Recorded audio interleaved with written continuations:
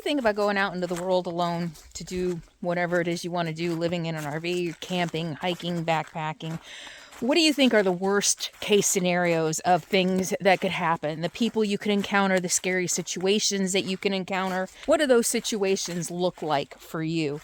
Well, a lot of people have been asking me lately to do a compilation video of my top scariest moments living in an RV by myself over the last 7.5 years. So today, that's what I'm going to do. Story time. The 3 scariest moments of my RV life. And you're going to want to watch all the way to the end because I have a revelation about my most dangerous moment of RV life that I think is going to shock many of you. There ain't nobody gonna do it for you. You got to mind your own.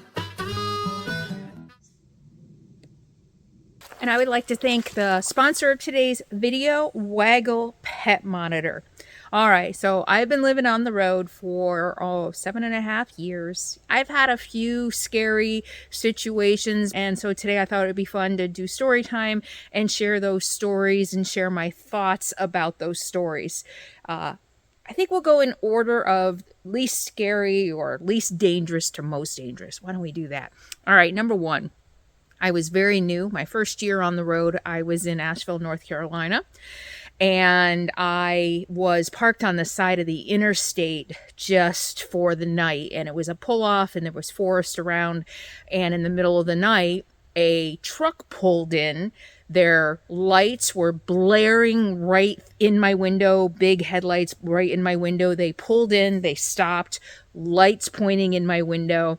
And I even said, I didn't shoot the video until after the fact, and I even said that our minds kind of tend to go crazy. All the horror films and all the news and sensationalized murder and all the bad things that happen, my brain instantly started to think that they were here for me. Right? We're kind of self-centered that way, right? They're here for me. Well, I'm peeking out my curtains and I see 3 people, I think it was, get out of the truck. And then one of them was a woman, so I think that made me feel a little safer. But then they went to the bed of the truck and pulled out shovels. And I'm like, what the hell? Are they burying a body? Again, our mind's going crazy. They disappeared into the woods for a while, came back, and got in the truck and left. But the whole time, my heart is racing. What are they up to? Are they going to kill me? Why are they so close to my RV? You know, and I think that's a really good lesson about us, humanity, in the modern world, is we think everything revolves around us. We all do, right? They must be here for me. Why else would they be here? Well, one of the things that helps me get through difficult situations like that, whether I'm on the trail or on the road, is realizing they've got their own lives. They've got their own, they're here because of whatever they're here for. They didn't know I was here. And kind of helping to put things in perspective and be rational in the face of fear helps me realize it's not about me. They're just doing what they do. They're living their lives. They're not here for me. And in fact, they weren't. They drove away. And I'm going to put links to all of these videos below so that you can see in real time what the real story is. And so the moral of that story was, your first year on the road, that people just are doing their thing. They're going through their lives. They're doing their thing, regardless of whether I'm there or not. And it's not about me. All right, and I want to thank Waggle Pet Monitor for sponsoring today's video. The Waggle Pet Monitor is a must-have for anybody living in an RV with their fur babies. This little monitor stays inside your RV. Sadie's with me right now, so I don't need it, but this little monitor stays inside your RV, and it talks to an app. You download the app and pay a monthly fee for the app, and it talks to the app separately on your cell phone. And so you can get real-time what the temperature is, what the heat index is, what the humidity is inside your RV. And just because we're out of the hot summer months doesn't mean you're not going to worry about your pet when you have to go run errands, especially in some of the really cold climates. Your pet can freeze just as much as they can get heat stroke. So Waggle Pet Monitor itself runs on the nation's largest Verizon network. So it doesn't matter what cell phone plan you have. This is a 4G signal, so you're going to be guaranteed that in most situations, the Waggle Pet Monitor is going to be able to communicate to the app using your cell phone plan. You can communicate in real time on your cell phone. And as a member of my audience, Waggle is offering you 55% off. Use the link below and discount code Sadie55, and you're going to get 55% off the Waggle pet monitor so that you can have peace of mind that your pet is safe inside your RV no matter where you are or what time of year it is. Scary situation number 2 was just a couple years ago in Arkansas. I was in a state forest. It was hunting season. It was probably November, December. So most people in those parts of the country aren't out boondocking, aren't out camping that time of the year. I think I was there a couple of nights, and a truck came by after dark. I had my tarp over my front of my hood. I had my generator out. So, I kind of had blocked myself in with stuff. I was backed in, but I had my generator out and my tarp out. I saw the truck go down the road. I was on a very narrow state forest road. Truck went by that way. And of course, my spidey senses up. What are they doing? Where are they going? This is part of keeping myself safe, being aware of my surroundings. I want to know after dark, it was probably 8 or 9 o'clock. I want to know who's coming, who's going. If they're going, are they coming back? When are they coming back? This is part of situational awareness, being aware of your surroundings. This is what is going to keep you most safe. They went out the road. They were there for a little while, and then they came back, and I'm like, okay, cool, they're leaving, except they didn't. They stopped right in front of my RV and revved their engine. I'm like, oh shit, what the hell? And I'm sitting there, all my lights were off. I can't remember if I was in bed or not. If I was in bed, it was later than 9. I can't remember. Watch the video. I'll put a video link below because I actually shot right after they left. I was shaken up. I turned on the camera and I shot it right after. And so I don't remember how late it was. I don't remember if I was in bed or watching TV. I don't remember what was going on. But I remember, I think I was sitting in my living area because I heard vroom, vroom. I'm like, what the hell? And it kept going. They wouldn't leave. I'm like, I'm just going to ignore it. They're trying to get my attention. I'm going to ignore it and they're going to leave. Well, they didn't leave. So I went to the back and looked out my bedroom window. All the lights were off. I figured that, I guess some of the lights might have been on in the front. Anyway, I don't know. But it was completely dark in the back by my bed. So I peeked out the window so that they wouldn't see me. And I saw a truck and headlights. Vroom, vroom, vroom. And this went on. They did that 5 times. And I'm like, okay, they're just going to go away. I'm going to ignore it. I'm going to ignore it. They're just going to go away. And they weren't going away. So I opened the back window and I was like, yeah? Or hello? And they're like, is everything all right in there? And I'm like, yeah, we're fine. And we came out of my mouth. Thank goodness. And they're like, all right, we just wanted to make sure. I'm like, yeah, we're good. And they left. That scared me. Because that's a sign of intimidation. That's a sign. It wasn't like, that was weird. They didn't come knocking on the door, which would have been dangerous. So I can see why they wouldn't do that. But just revving the engine until somebody answers.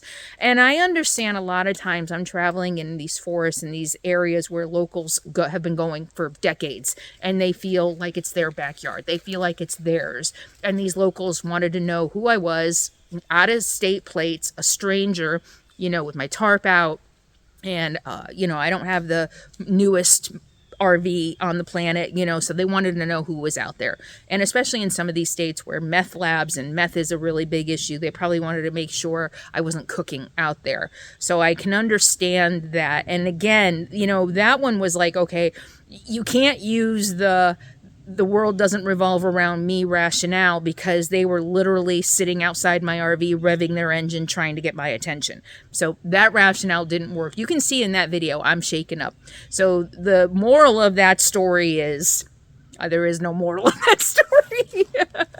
I don't even know what the moral of that story is. I guess just, again, they didn't hurt me. They didn't want to hurt me. They just wanted to know who was in their forest, who was in their backyard. And maybe they really did want to make sure I was okay. I don't think so. I think it was nosy locals. And I guess the moral then of that story is, and I've experienced this a lot in a lot of different iterations, locals feel entitled to the public lands that they use. And they will crowd you if you're in their spot. They'll literally circle you. They'll rev their engine outside your RV at night. They don't care. They feel like it's theirs. And they want to know what this stranger is doing in their backyard. And it turned out fine. I actually sat there and said, should I leave? Are they going to come back? Are they going to get their posse and come back? They didn't. They just wanted to know. And I think hearing a female voice, of course, that makes me feel vulnerable, but I said we. And I think in some cases, though, I think I do have white female privilege. I think in a lot of cases, people are disarmed by a white female. I'm not a threat. I'm not a threat. Period, to anybody. So I do have a certain amount of privilege being a white female out here. But that also can make me vulnerable in some situations as well. But that was scary. I was shaken up. So again, check out that story in the video description below. All right. My scariest story. And I saved this as my scariest story, even if in the moment it wasn't the scariest, because I had a very delayed reaction. It's interesting. I just had something else personal happen and I had a very delayed reaction to it. And I was talking to my therapist about it, and something that I hadn't realized before is that these delayed reactions, when you freeze in a moment, is a symptom of PTSD. And, you know, I've talked before about being a survivor and all the trauma and everything that I have been through in my life. And oftentimes I've always wondered, I mean, I do really well under pressure, but when I'm in a situation that's potentially dangerous to my personal being, I freeze. And I froze in this situation. And it literally wasn't until like a month later when I was editing the video that I realized I was really in danger. This is the one situation where I was in danger. And if I didn't follow my gut, even though I didn't really understand in the moment the danger, my gut told me I was in danger and told me what to do. I really believe that if I didn't do what I did, the outcome would have been really, really bad.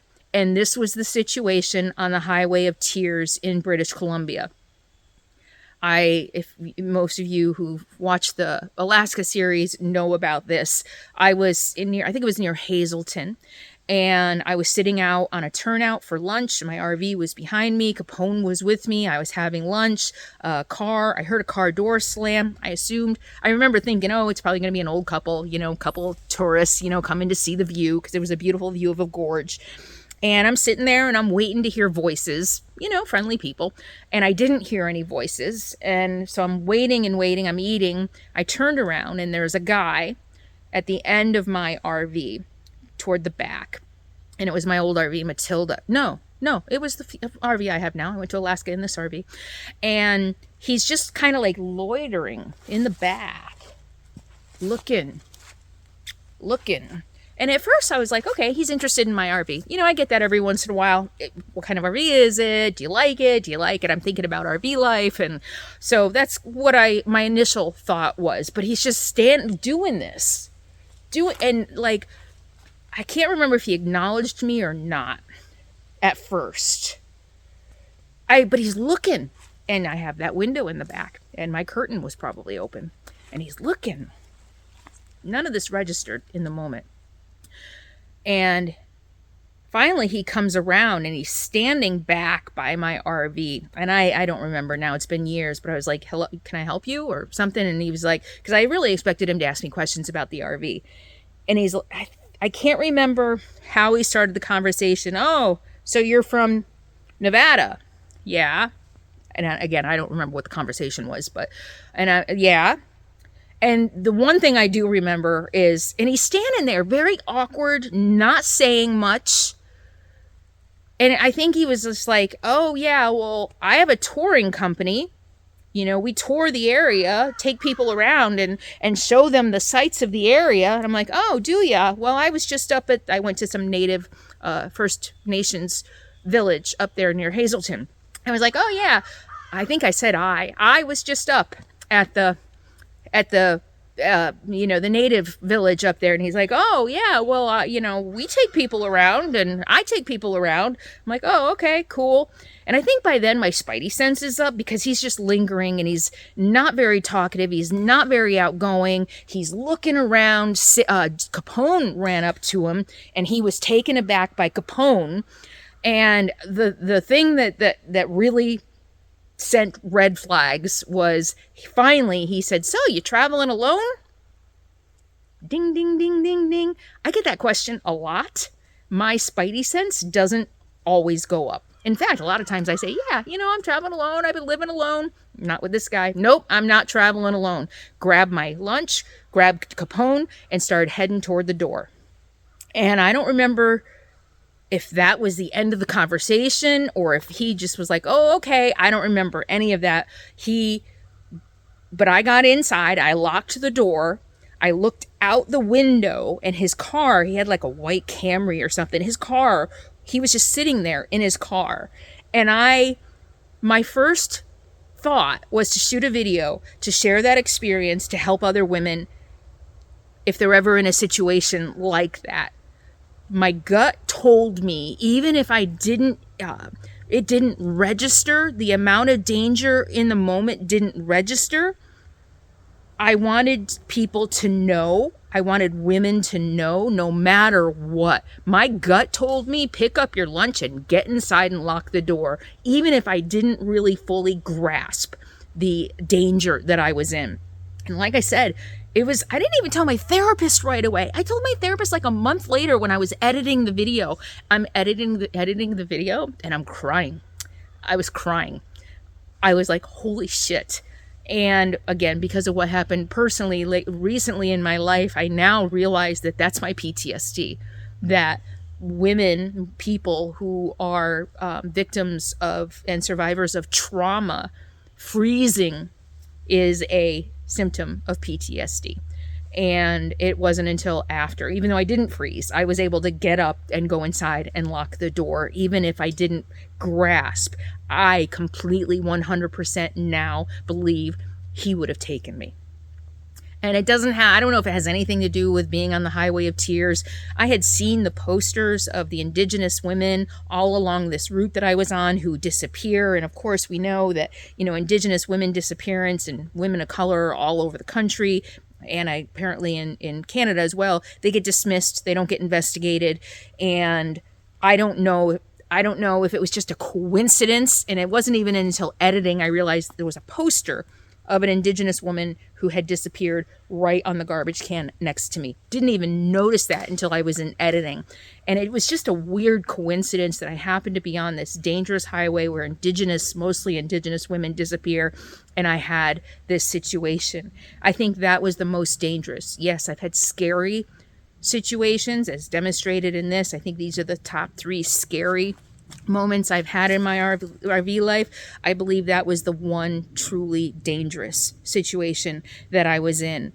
And have you ever read, I think it's Blink, Malcolm Gladwell, I think it's called Blink. Our brains are taking in millions and millions of pieces of data at any given moment. And we can't possibly it's not all conscious. All of the information that we're gathering isn't always conscious, and that's why you have to listen to your gut. Your brain is sending signals to your gut about things that it's picking up that you may not be picking up, and that's exactly what happened in this case. My brain was going woo woo woo, DEFCON 1, DEFCON 1, DEFCON 1, danger, danger, danger, danger. My CPSD was frozen. But in the end, my brain kicked me in the gut and said, you need to, especially when he said, are you traveling alone? I knew right then. You cannot tell this guy you're traveling alone. Just the way he was acting. And what I realized after the fact is he wasn't checking out my RV because he was just interested in my RV. He was looking in my windows to see if there was anybody inside. Absolutely, without a doubt, I believe if I didn't listen to my gut, I would have been a victim. And so those are my 3 biggest scary stories. There've probably been little things along the way that are scary. Even that guy, you guys might be going, well, what about that guy when you were hiking the Pacific Crest Trail, the guy who came in the middle of the night? He didn't scare me. And I'll put that link too. He showed up in the middle of the night and wanted to camp like literally like a foot outside my tent. He didn't really scare me. I mean, I was on guard. He pissed me off because he was invading my space. But I'm also going to put videos below about how to stay safe on the road. So there'll be a whole playlist below of videos you might want to watch. I've done safety videos. The biggest thing is situational awareness. Pay attention to your gut. And I think the message that I sent on the Highway of Tears video, I think the message that I sent was don't be nice. I didn't have to be polite to that guy. I think as soon as he said, "Are you alone?" I picked up my shit and went inside. You don't have to be nice. You don't have to make conversation. You don't have to be polite. Okay, I'm going now. Bye. I think that's what I said. Okay, I got to hit the road now. You know what? I think that's what I did. Okay, well, it's time for me to get back on the road, or time for us to get back on the road. I can't remember now, but yeah. So anyway, these are my 3 stories. I hope somehow you find them helpful or comforting. Most of the time, I'm completely safe out here. Also, let's make one more point. My most dangerous, I never thought about this. My most dangerous, sure, I've had scary situations. My most dangerous was not out in the wilderness by myself. It was in a very populated, very densely populated area. Lots of people around. Traffic going by this road. Traffic going by this road. Businesses around. That was the most dangerous situation I was in. And I say this all the time. What's the number one cause of violent crimes against people, especially women? People, men, really. So if you take yourself out of those situations where there's a lot of people, you're going to be safer. That people have a really hard time grasping that, but that's the truth. The most dangerous situation I have ever been in was in a heavy populated area. You're safer out here by yourself.